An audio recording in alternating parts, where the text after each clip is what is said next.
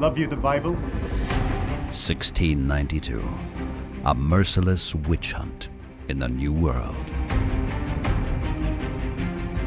She must be under some evil hand. A community of pious Puritans in New England believed the devil was among them. Tell me, who does come into my house? That's a ghost. Here, in this house. Order! Why do you hurt these children? I have not hurt them. Did you bring a black man with you today? I'm an innocent person. The devil hath been raised in Salem village. Anyone and everyone among them might be a witch and Satan's willing helper. There was no stopping the religious madness. It was to cost many lives and leave the community in Salem riddled with guilt. Cannot one of you look me in the eye? It was a major fall from grace at the very beginning of American history, and to this day, many questions have gone unanswered.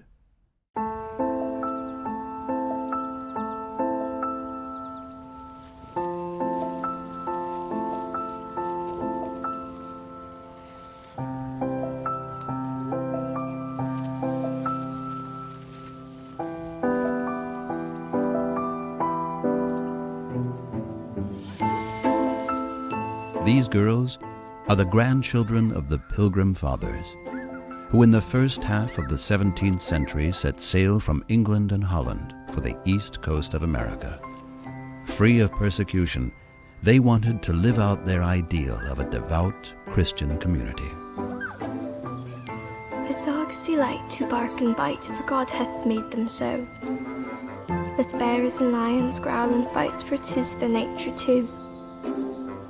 But children, you should never let such angry passions rise.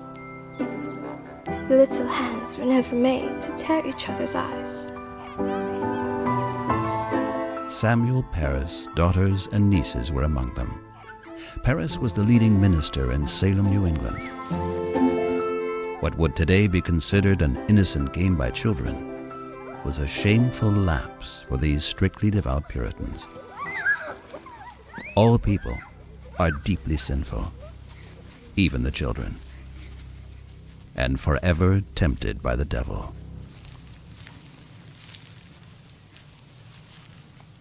It has everything to do with us. You know, we still live in a moment where we are afraid of people we don't understand.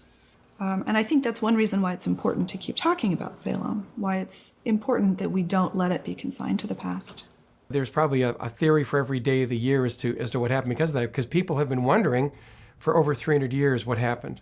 It's not fun and games. It's not trick-or-treat and Halloween, which is all very well by itself, but it's a serious lesson to learn from it.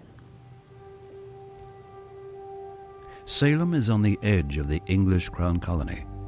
It is threatened to the north by the French, who have Native American tribes on their side. Together, they attack the outlying settlements and slaughter the inhabitants. Any survivors flee southwards to Salem. In the eyes of the devout Puritans, the French and the Native Americans are one and the same, the boogeyman, the devil incarnate, who lurks in the woods.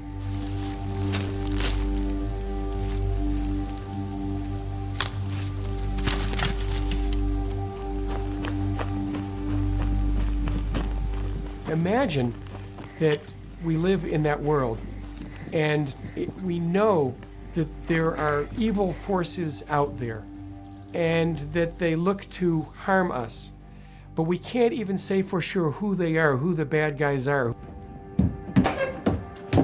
All things foreign, all things unknown spell danger. There is no safety or security. We have Indian attacks. We have refugees, we have incidences of witchcraft already taking place. And the general sense amongst Puritans is simply, when bad things happen, like these things, They don't happen with no reason. There is always a reason why bad things happen. Ultimately, everything that happened, your dog dies, your cow gets sick, your child is sick, your house burns down, you're suddenly in pain, all these things have to have some meaning connected to something much bigger than you, God, or possibly Satan. Certain that they were sinful down to their very depths, each person had to be immensely strict with themselves, or so the Puritans believed. Salvation would only come to the pure, who took biblical doctrine as their guideline in life. To lead a diligent, simple, and morally pure life, that was the duty of every member of the Salem community. They talked about religion all the time in the context of everyday life. Every turn of the weather, every interaction is informed by a religious understanding. So I think today we use religion as a category of discourse that is unto itself, whereas at that moment, religion informed every analysis of how the world worked. And the Bible provided the instructions. It was tough being a child in this small and narrow-minded world. The excitement of the forbidden. Who would not gladly cast a glance into the future, even if the minister condemned such practices as the work of the devil? They produced what was called at the time an English form of folk magic called a Venus glass. They would fill a glass with water, and then they would suspend in the water an egg white. To see what their future husbands would be, what they'd be doing for a living, because that would affect a woman's role in life. There's something like that. It's just called firelight through the glass. These girls knew that telling the future was not something that good Christian girls were expected to do, especially in the home of a Puritan minister. That was something that was forbidden. And as a result of that, things start to devolve.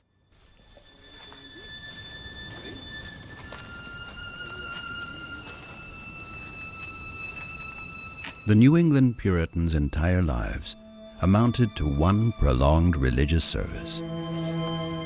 It was religion that structured communal life. Joy and any sensory pleasure was considered satanic temptation. So there's no absolution in the Puritan system and no system of confession. And what this does is to make it an internal process. It's inside you. This is what the minister is saying in his sermons. Look inside yourself, and you're going to find unrepented sin. That's the downside of the Puritan system. So much emphasis on sin, so much emphasis on understanding, looking inside yourself, but no real outlet for all the turmoil that creates, that causes. Everybody had to answer personally and directly to God. They were left alone with whatever tormented them. Our Father, who art in heaven, hallowed be thy name. Repressed passions, anything ugly or dirty, came under the same injunction. For thine is the kingdom, and the power, and the glory, forever and ever. Amen. Had God forsaken Salem? Something, don't let it throw into the fire! Oh Lord, heaven, take Satan from this child! Do not! What do you see? Child, stop thy mouth! Stop thy mouth! A timeline of the Salem Witchcraft Trials must begin in very early 1692. That's really where things begin to get out of hand. The girls in Reverend Parris's home begin to act strangely. I cannot hold her! Where? Do you see it? No one at the window. Do you see it? God is angry and Satan is coming and he's going to destroy us. And these little girls are terrified.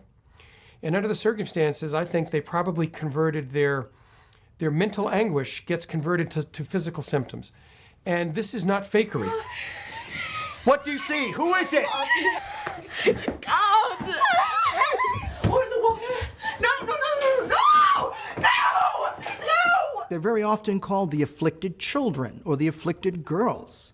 And the word afflicted simply means that they were experiencing the oppression, the presence of evil forces.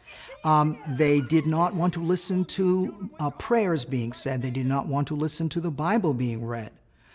They were acting in such an aberrant way that Reverend Parris, as you would expect, brought in the local physician, I believe it was Dr. William Griggs, and asked him to see if these girls had some type of malady. Were they sick? Was there something physically wrong with them?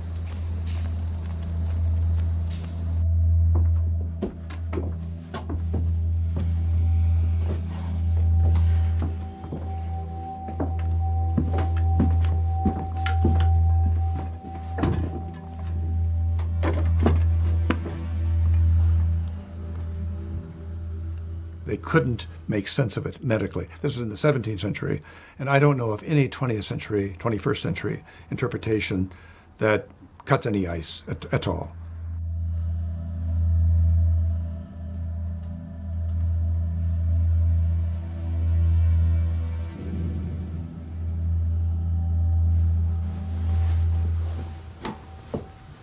In the 1970s, there was a popular theory that people bring up to me all the time still, which was about ergotism. This suggested that the Salem Witch Trials could be explained away by the fact that all the afflicted little girls had eaten moldy rye bread and were hallucinating. And that took off because it was a natural form of LSD, and LSD was a new thing in the news then. The thing is, the month after the article came out, it was rebutted in the same journal by two other scientists who pointed out that convulsions can be caused by the ergot poisoning.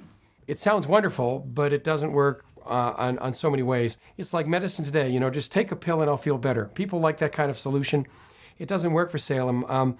Is it possible that one or two people had some of those kinds of symptoms? Yes, but that doesn't explain why you have, you know, dozens of people accusing people of being witches throughout the region, you know. So, you know, there is no single explanation, I'm afraid to say. It's more complicated than that.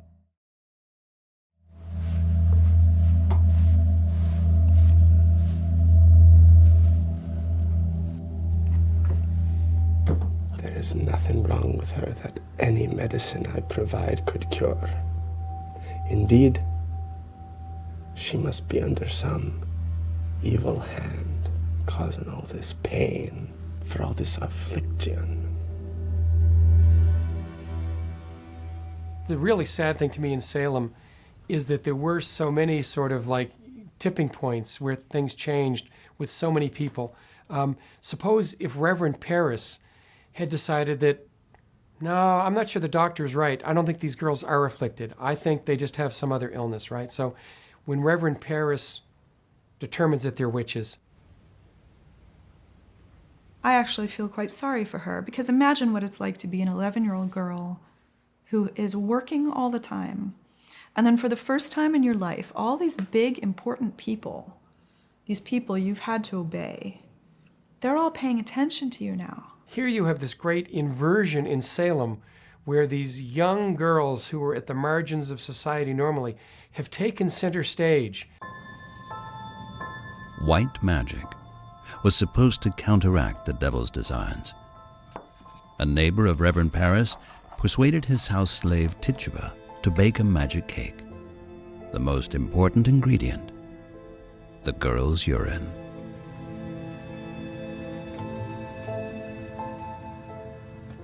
Tituba was born in Barbados, was probably of Carib Indian heritage.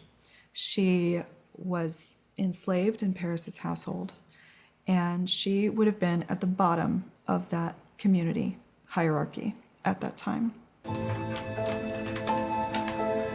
If a dog eats the magic cake, Then the witches will scream in pain and thus betray themselves, or so people believed. But the magic did not work. It's certainly embarrassing for the minister's household to be attacked by witches, devils, whatever. I mean, you don't want to jump into that. What does happen in my house whilst I am away? I don't know. Do not lie to me, child. Who is it that torments you? I am no liar. The devil is the king of lies. Then tell us who it is that is coming to ya. Who is it that pinches ya? I don't know. Love you the Bible? Yeah. Love you your prayer? Yeah. Then what afflicts thee? Who does come into my house and frighten thee? Which apparition comes to you in the night? Tell me the name, child. Tell me! Tituba. Exactly what was going through Betty's mind when she named Tituba, I don't know. But the parents, Reverend Parris, certainly didn't want that going on in his house. So he suspects her too. Tituba's kitchen was a popular meeting place for the girls. The slave woman has many stories to tell. Last night, while I was sleeping, I heard the same dreadful voice. Oh boy, come away, come away. And I woke up when I was looking for the voice. Nobody was there. We know very little about Tituba except what happened during the witchcraft. If it weren't for the witchcraft events, she would have just fallen through the cracks of history and we would never have known even her name. Well, one thing we do know is that they considered Tituba as a confidant and as a source of constant entertainment. I think she was a very important character in the role of the children's lives at home. They spent a good deal of time with Tituba and developed a close relationship with Tituba. That's a ghost. It's a ghost. We have a ghost among us here in this house. Sent by the devil. The fact that Tituba was the first accused is likely due to her lack of power within the household. The fact that she was there, and the fact that she wasn't going to be in a position to defend herself.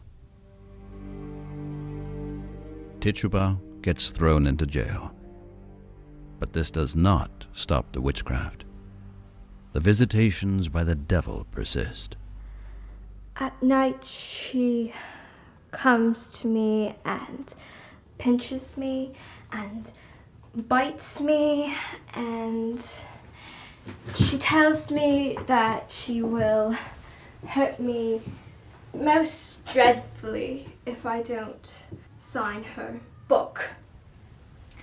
And there's a black man who whispers in her ear.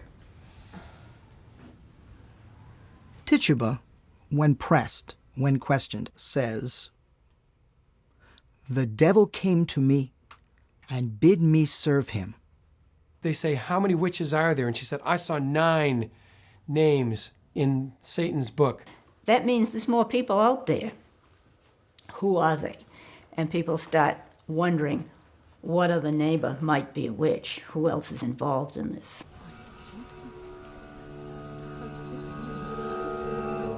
What do you think about that? I don't know. There could be witches. They say that there's these witches in Salem. I don't believe it. Does she have a familiar too? I don't see these things out loud. Why not? The problem with Salem Village is it is a town that is torn. It is a town at odds with itself. There are groups of people on 2 different sides of the community, basically at war with themselves. Well, imagine if you switch the word witch and terrorist. And I think you understand a bit the lesson of Salem, that in fact, we don't really know who the evil people are. And it's very hard for us to determine that today. They're very real. Witches were real in 1692. They could harm people. Just like today, terrorists are very real, but we're never quite sure who they are. They could be anybody. You know, it could be a neighbor or a relative who's a witch or is a terrorist.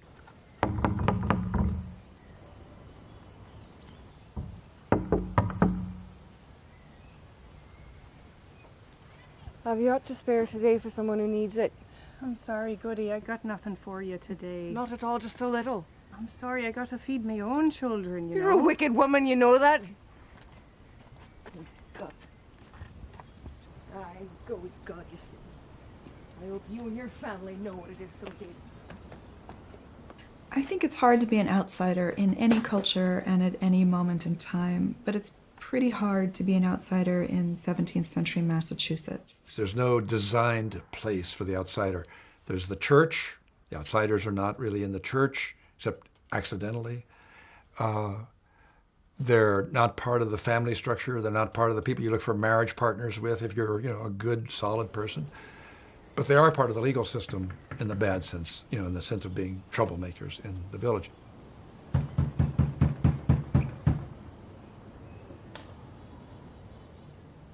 Well, imagine if someone like Sarah Good came to my door. Perhaps I send her away. And going away, she's resentful and she's angry. And she says, "You're going to regret not giving me anything to eat today." And an hour later, my toddler is scalded with boiling water. Very common injury for women and children at this time period, and a potentially fatal one.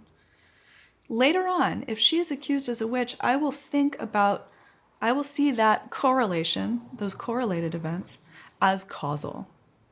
I haven't lived through the scientific revolution yet. I won't know that correlation and causation are different. I will see that as an example of a threat followed by maleficium.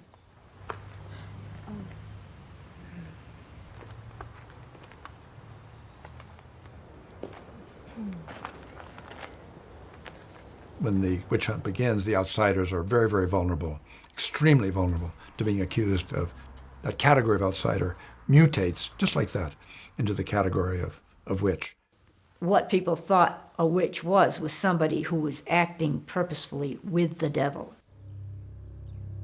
But not only people on the margins of society can be suspect.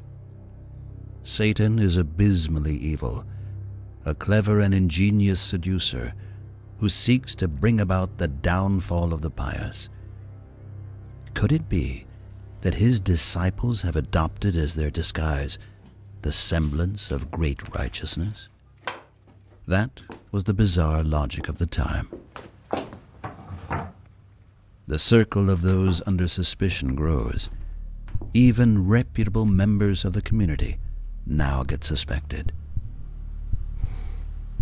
Distrust, fear, and hatred do the rounds. The devil can be happy, that's for sure. The most important thing, however, happened when a covenant member of the church was accused of witchcraft. And Rebecca Nurse is a full member of the Salem Town Church. She's got a good reputation. She has a very supportive family, but she's accused too.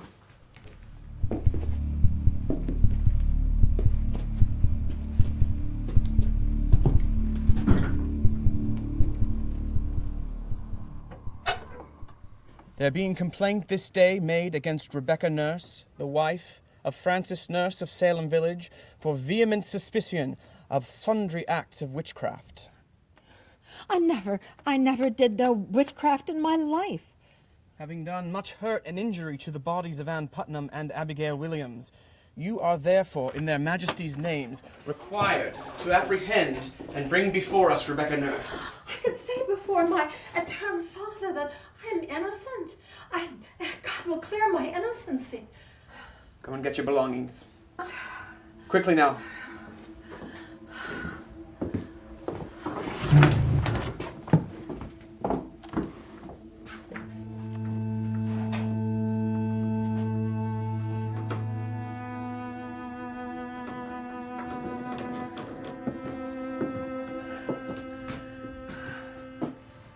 everyone's very surprised when she's accused. And actually, there's a list of people who sign their names saying that they know Rebecca Nurse's character and that this cannot possibly be correct, but it's not enough to save her. Rebecca Nurse is not allowed much in her jail cell. A Bible to give her consolation. It is a tough test for this devout woman, yet she hopes to endure the animosity by remaining strong in her faith.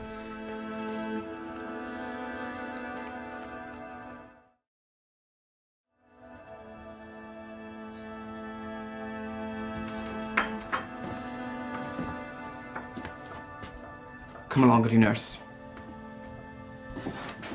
Come along. Up you go.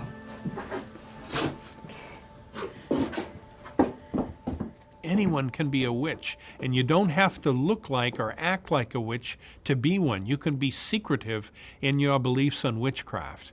And this really opened up the floodgates, so that in April and then in May, more and more people were being examined, thrown in jail. Good day. Do you have the froll for my husband?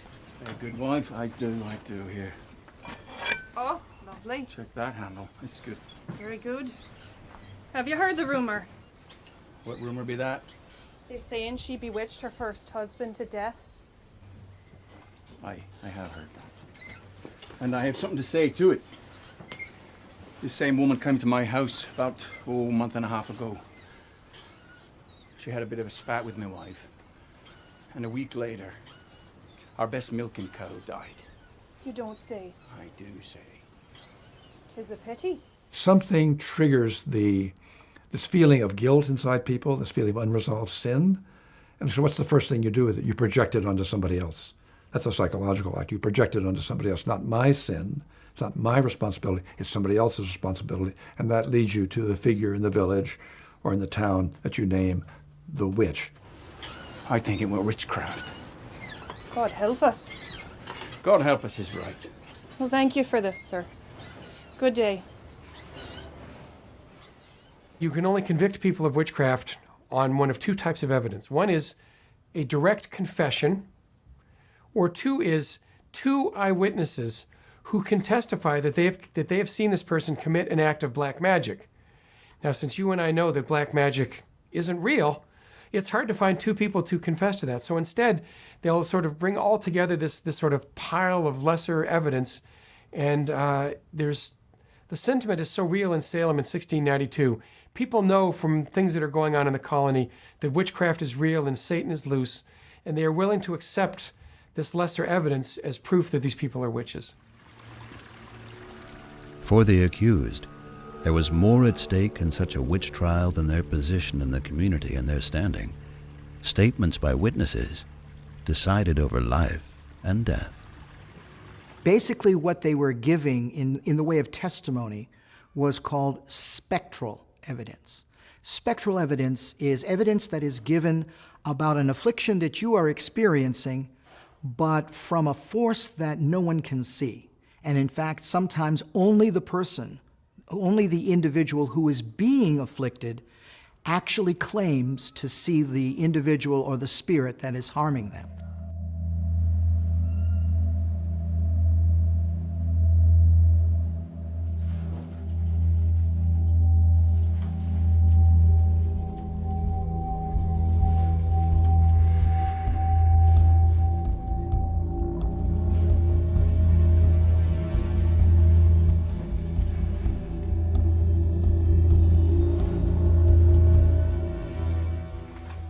If they hadn't used spectral evidence, and spectral evidence, the idea that the witch has a specter which it can send out and do mischief for it, and the thing that was afflicting the children, and the children would say the specter of this person or that person is choking them right now. No one else can see it, only the children can. If the Chief Justice William Stoughton had said, I'm not going to accept that evidence because two people cannot confirm it. It's only something that an accuser says. That would have ripped the guts out of the witchcraft accusations. The Salem episode was not carefully handled. And I have to say that procedurally, there were some things done which compromised the real sense of fairness and the sense of justice being carried on here. It became a form of entertainment. Order! What evil spirit have you familiarity with? None. What contract have you made with the devil? I never saw the devil in my life. Why do you hurt these children? I have not hurt them. Did you bring a black man with you today? I'm an innocent person. Who do you employ to hurt these children? I employ nobody. Did you not bid me tempt God and die? Child, no, never. They say it is your spectre that comes to them, torments them, tempts them to write in the book. What book do you tempt them with? There is no book. I'm clear. Have you written the book yourself? No, no. If not, tell me how far you have gone in this. Have you not to do with familiar spirits?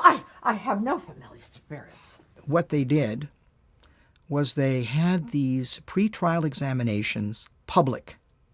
They invited anyone who wanted to come and observe to come and observe. The magistrates would have the testimony taken down and then determine whether or not they would keep the person. Sometimes they would do little tests. All right, if you're innocent, recite the Lord's Prayer. And whereas most people know it by rote, if you really think about it, you're going to make a mistake. Our Father, who art in heaven, hallowed be thy name. Thy kingdom come, thy will be done on earth as it is in heaven. Give us this day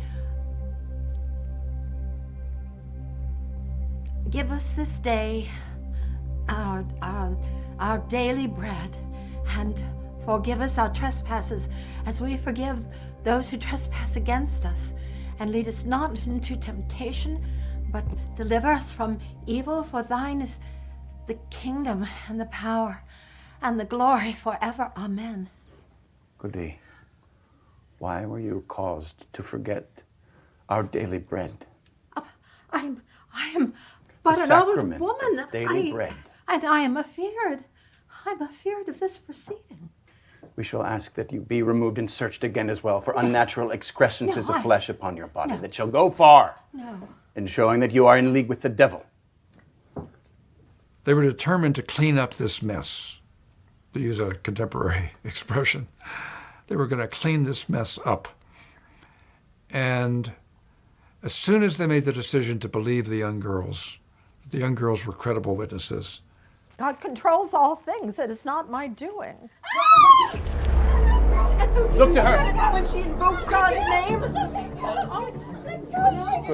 Goody, is this your doing? Who torments you? What torments you? Was it the man in black? No, it was she. Her. The black dog sees me, dragged me through the fire. She sent it to you. I saw her in the floor. No. This woman, Constable, this woman sees this. Are you certain? Hold on. The girls who were afflicted were so real in their accusations and in their fits that many family members would go, well, you must be guilty because these children say you are. They've seen you do these things, and look what's happening to them. So every institution had failed them. What really made the Salem Witchcraft Trials outrageous and terribly harmful was the willingness on the part of the court to accept testimony that was very flimsy and to put the lives of human beings at risk by accepting that flimsy testimony. Ultimately, of course, it's the authorities, the judges in the witch hunting trials, who betrayed the society because they refused to listen to the voice of reason of any kind. We must command that this woman be removed and searched for witches' marks on her body. Constable, midwife.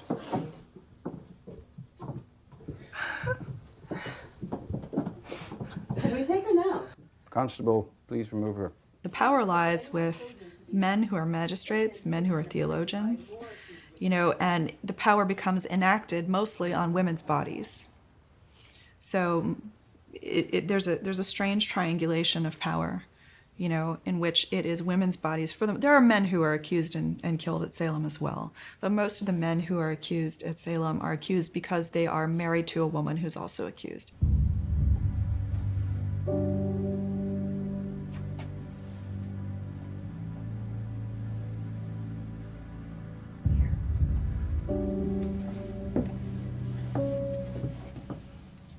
Women would be examined by a committee of women for any marks or blemishes called a witch's mark or a witch's teat.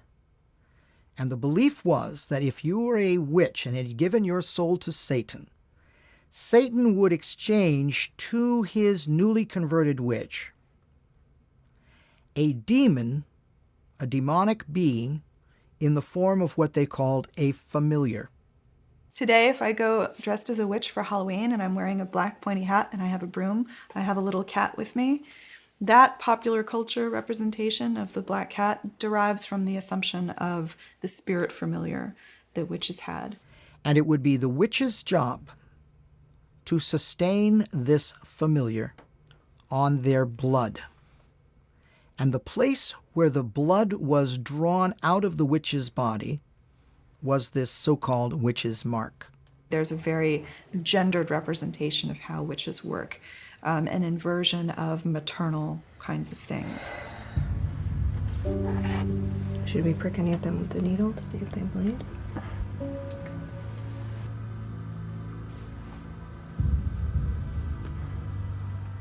Nothing at all?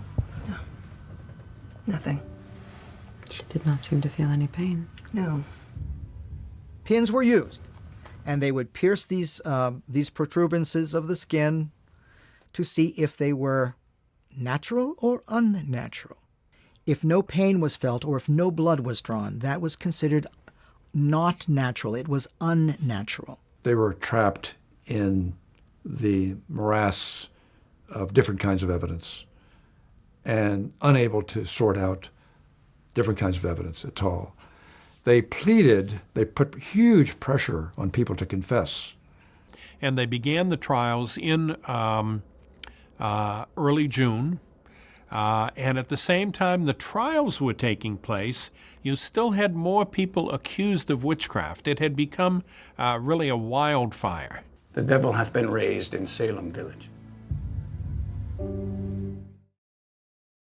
Yeah, it's very important to point out that the court that Phipps established as the Court of Oyer and Terminer is a civil court, and they are prosecuting the witches under the criminal code of the colony. The first convictions are made swiftly.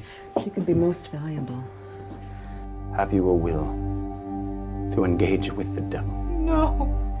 Massachusetts does not have a religious court. They are prosecuted not under religious laws. So in this sense, these are different than most of the witchcraft cases that take place in the continent of Europe, where there are religious tribunals and religious courts. And that's why the punishment is different here. When in Massachusetts, or in England, when people are found guilty of witchcraft, they are sentenced to death, and they are sentenced to death by hanging. On July the 19th, 1692, Rebecca Nurse and 4 other women were hanged. All the victims protested their innocence right through to the end. None had confessed, as then these women would have had to incriminate other members of the community.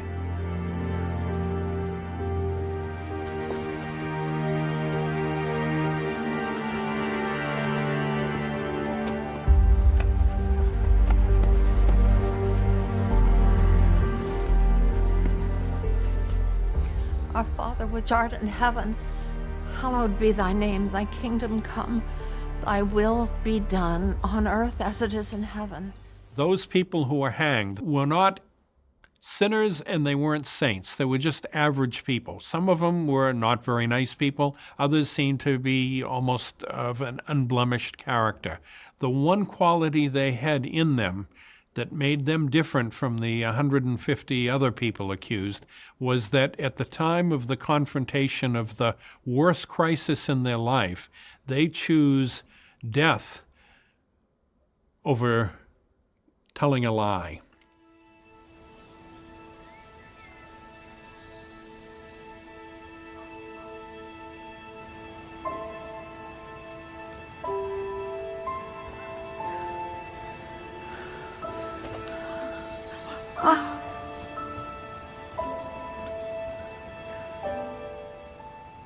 The most horrible thing about Salem that makes it so distinct and so sad is that all people who were tried pled not guilty.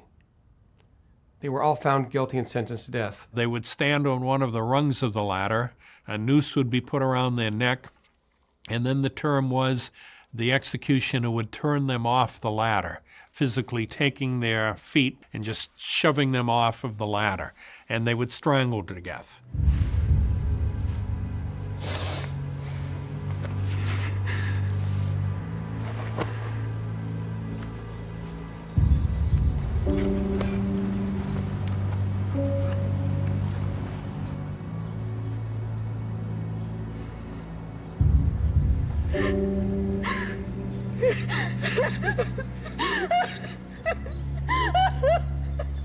What some of the accused understood very quickly was that if you had confessed to witchcraft, they didn't try you right away. The idea was eventually you would get tried, but the people who were really the dangerous people are the people who we knew kind of were witches, but they hadn't confessed to it. And therefore, they went after them first. So one thing people sometimes say is, well, you know, if everybody who confessed got off, why didn't everybody just confess? Well, a couple of reasons. One, because lying was a mortal sin, and these people actually believed in mortal sin. Why would you live out your life with an assurance of hell after your life was over? And two, because up until this point, there was no guarantee at the beginning of the trial that confession would get you off.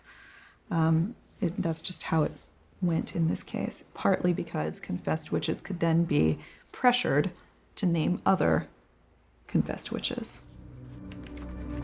After the witch hunt went on for half a year, in winter 1692, the community of the faithful was about to fall apart once and for all.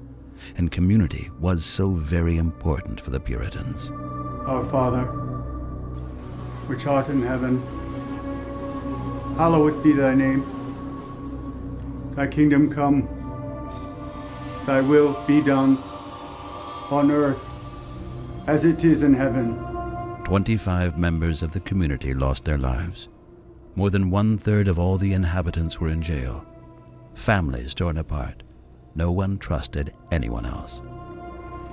In the fall, the fields weren't harvested. Cattle died in the stables. And yet new witches were interrogated. And even the leading lights of the community were denounced. Rich businessmen, men of the cloth, and their wives. The Salem Witchcraft Trials have come to be regarded as the absolute worst thing the Puritans ever did.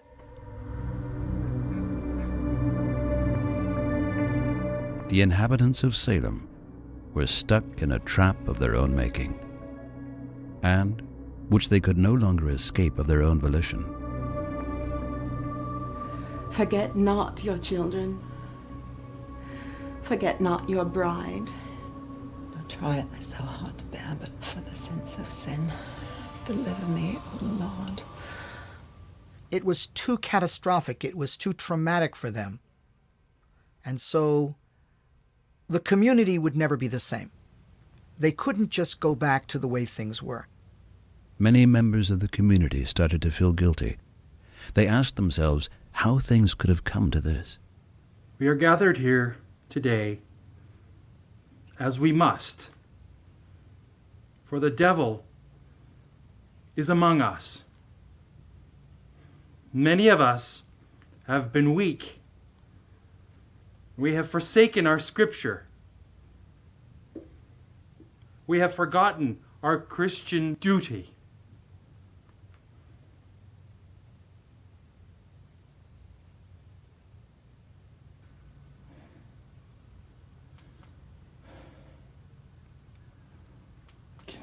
one of you look me in the eye.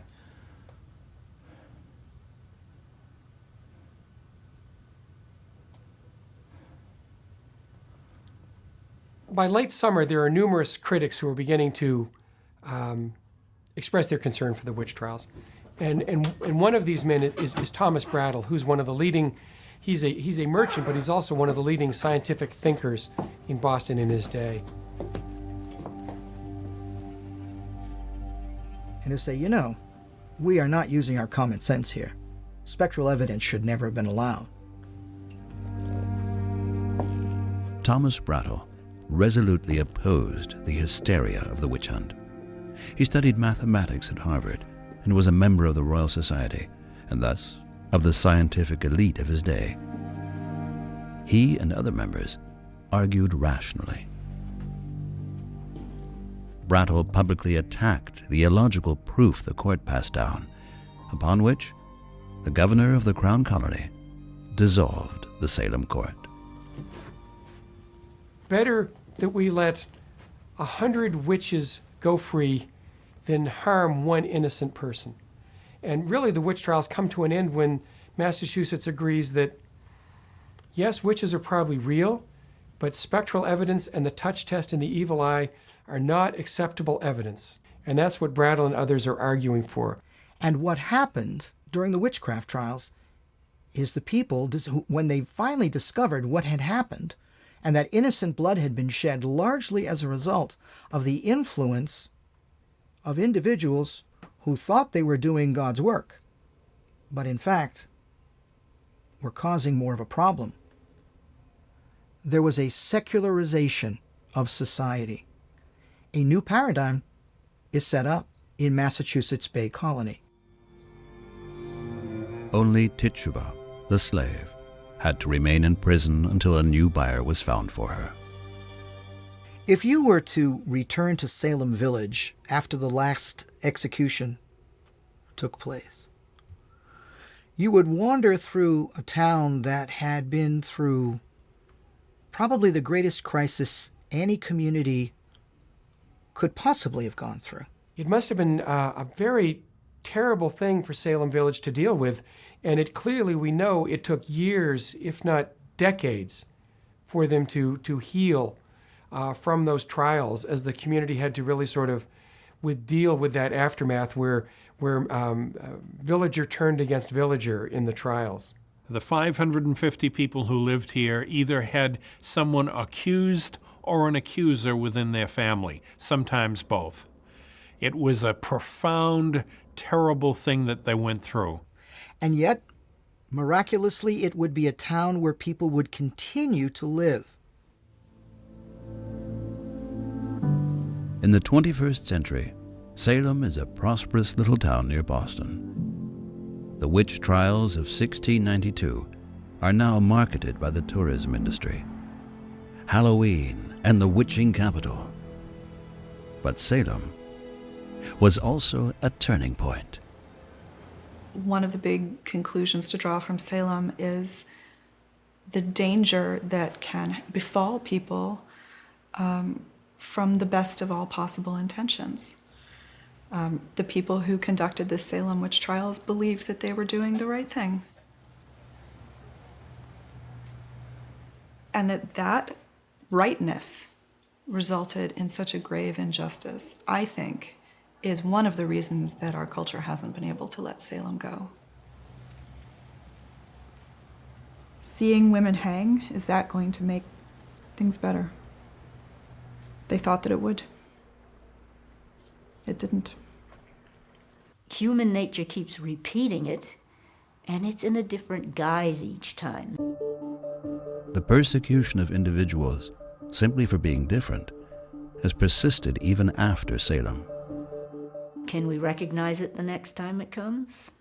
As long as we have scapegoating, as long as we have prejudice and hatred and bigotry, as long as we have to talk about race prejudice and the issue in America today of Black Lives Matter, we're going to have some form of witchcraft, right? Back then, only 550 souls lived in Salem. Our modern world is far more complex. it seems enlightened, but are we so unlike those people in the past? It has so many echoes in our own time. It isn't just in America that right now that we're living that story. It's in Europe, all over the world. Not until 2001 did the governor of Massachusetts declare the last victims innocent. In the mid-20th century, both theater and film ensured the events in Salem moved back into the limelight, driven also by the experiences made in our times with fear, denunciation, and mass mania. A good thing that came out of the witchcraft, that the individuals still can count in history. And although they were regaled and spat upon in their own time, today we remember them, and today we kind of honor them, and they've become, in fact, heroes rather than villains. The witch hunt in Salem has long since been and gone, but it remains a blemish in American history. Later generations were to view the trials as a symbol of injustice and persecution. It does not suffice to inscribe the ideals of liberty, justice, plurality, and religious tolerance in constitutions. They need to be a lived reality, and if necessary, defended against all forms of injustice.